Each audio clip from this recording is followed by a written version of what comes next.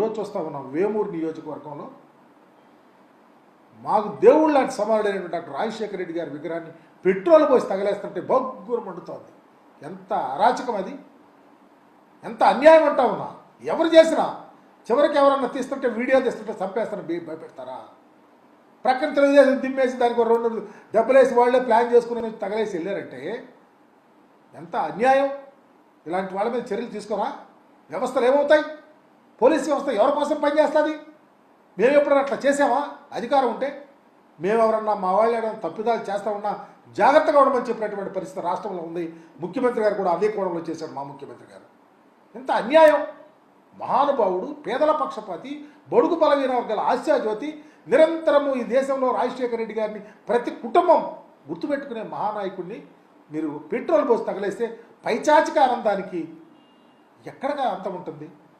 ఖచ్చితంగా రోజులు వస్తాయి, ప్రజలే తిరగబడే రోజులు వస్తాయి. డెఫినెట్గా రాజశేఖర రెడ్డి గారి విగ్రహాన్ని అగ్గిపెట్టారు చూడండి, అక్కడి నుంచే విప్లవం వస్తుంది, అక్కడి నుంచే ప్రజలు తిరుగుబాటు వస్తుంది. గమనించమని అడుగుతా ఉన్నా. నేను ఎప్పుడన్నా ఏ రోజన్నా ముఖ్యమంత్రి గారిని ఆలోచన ఒక్కసారి చంద్రబాబు నాయుడు గారు, పవన్ కళ్యాణ్ గారు, లోకేష్ బాబు గారు మీరు ఆలోచించాలా?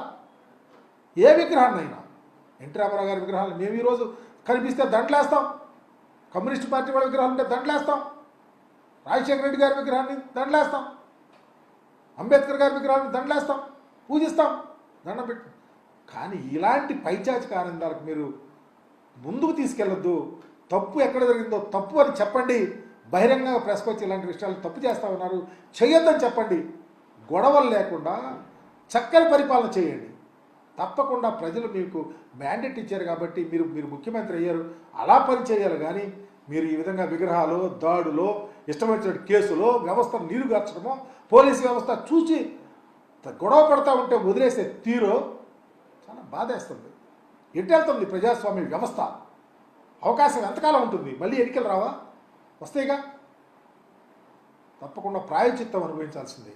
మహనీయుని విగ్రహం మీద ఎవరు అఘాయిత్యానికి పాల్పడ్డారో కఠినంగా వెంటనే ఎంక్వైరీ చేసి కేసు ఆల్రెడీ మా వాళ్ళు పెడతా ఉన్నారు, దాన్ని పరిగణలోకి తీసుకోండి. వారిని ఖచ్చితంగా వాళ్ళ శిక్ష పడే విధంగా అరెస్ట్ చేసి శిక్ష పడే విధంగా ఇస్తే ఎక్కడా పునరావృతం అవుతుంది. ఏ విగ్రహాన్ని కూడా మేమంటుంది మా దేవుడి విగ్రహమే కాదు, రాజశేఖర్ గారి విగ్రహం, ఏ విగ్రహానికి అలా జరగకూడదు.